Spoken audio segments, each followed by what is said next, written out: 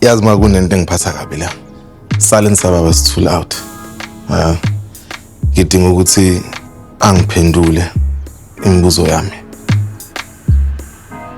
Yeah, kwenza mfana wami. Ubaba wakho sekwenzile okuningi.